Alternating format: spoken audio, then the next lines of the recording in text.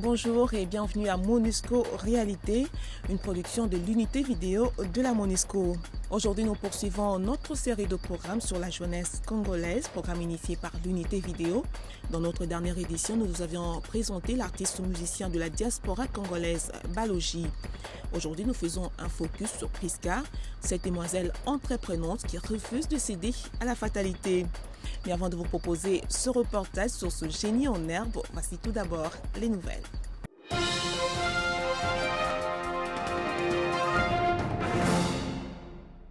Au cours de sa dernière visite à Matadi dans la province du Bas-Congo, le représentant spécial du secrétaire général des Nations Unies en RDC a échangé avec les autorités de cette province.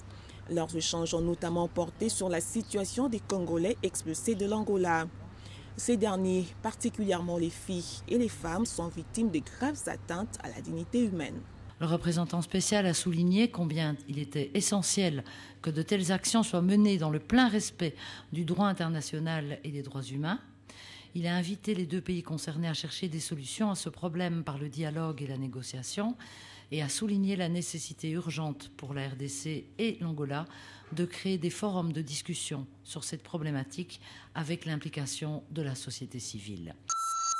Pour sa part, en déplacement au Nord Kivu, Fidel Sarasoro, représentant spécial adjoint du secrétaire général des Nations Unies en RDC, en charge des affaires humanitaires, a inauguré le tout premier commissariat de police construit dans le cadre du programme STAREC.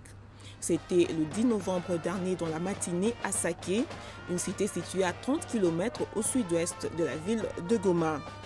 Il s'agit d'un bâtiment construit par le Bureau des Nations Unies pour les services des projets UNOPS sous la coordination de la MONUSCO avec le financement du gouvernement des Pays-Bas.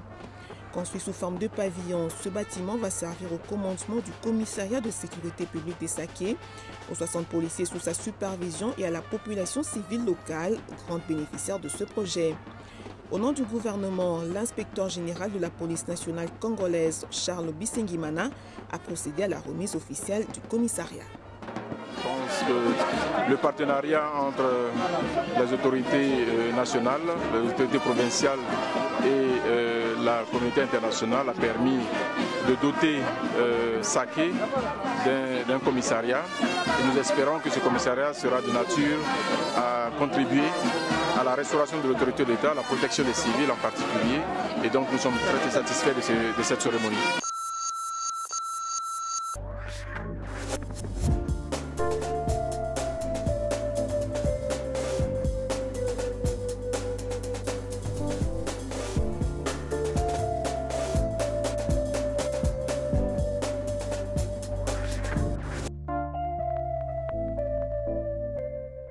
Parti autrefois à la découverte des réalités profondes du Nord Kivu, nous retrouvons aujourd'hui Priska dans la ville de Goma où elle réside.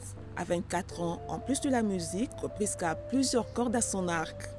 Son credo est simple, non à la fatalité et au désespoir, mais par contre, oui à l'autoprise en charge.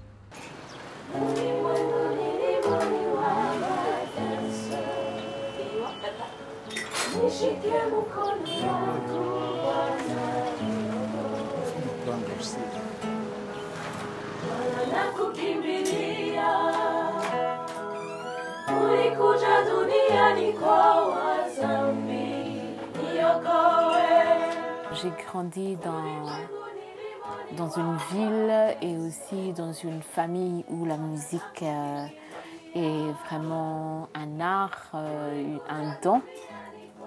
Ça vient de ma mère. Et moi, j'ai beaucoup de choses de ma mère.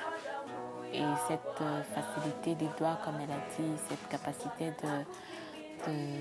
d'apprendre vite.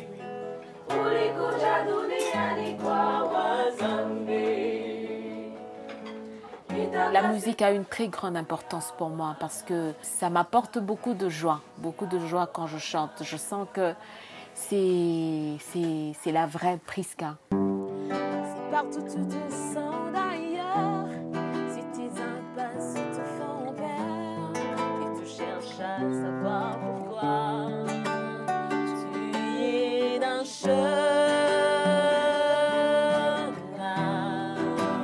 Tu viens de loin, quelqu'un et quelqu'un.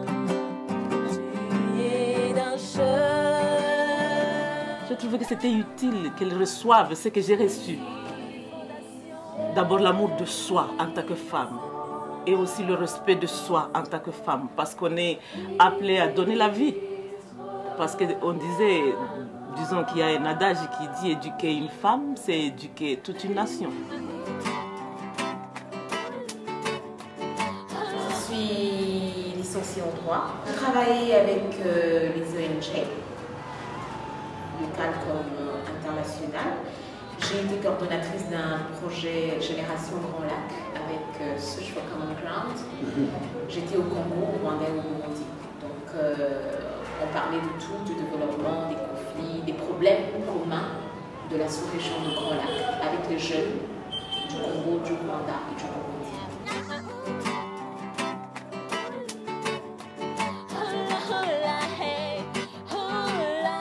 L'art au Congo n'est pas très développé et il y a beaucoup de talents cachés. La grande partie de fois, on a toujours minimisé les personnes qui font l'art, on a toujours pensé que ce sont des gens qui ont manqué à faire pour faire l'art. Et ça, je parle beaucoup plus précisément de ceux qui font de la musique ou du théâtre et tout le reste.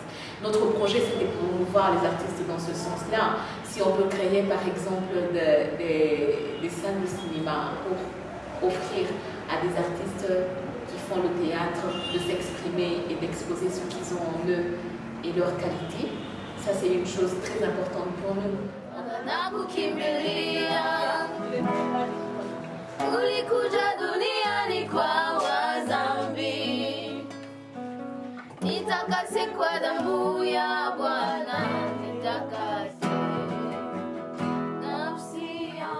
Je ne dis pas que c'est deux choses contradictoires, mais ça dépend des options dans lesquelles je me jette. Être juriste, ouais, ça cadre avec l'art d'un côté. Parce que même ceux qui font la musique par moment, ils mettent des articles de loi du genre la reproduction de la musique ou la copie n'est pas permis, par exemple. Hein. Donc, ça peut aller de pair. En suivant ce reportage, nous pouvons dire que Prisca a une passion pour la musique. Elle s'en sert pour véhiculer des messages de paix et de réconfort. Mais pour en arriver là, elle a dû batailler dur pour acquérir une expérience riche et un parcours à même de servir sa vie. Ainsi, si tous les jeunes pouvaient avoir le même engouement et la détermination pour voler de leurs propres ailes, le pays en gagnerait énormément. Alors, à vous tous qui partagez son patriotisme et qui voulez donner un sens à votre vie, nous disons courage et bonne chance. C'est la fin de mon discours réalité. Merci de votre attention et à la prochaine.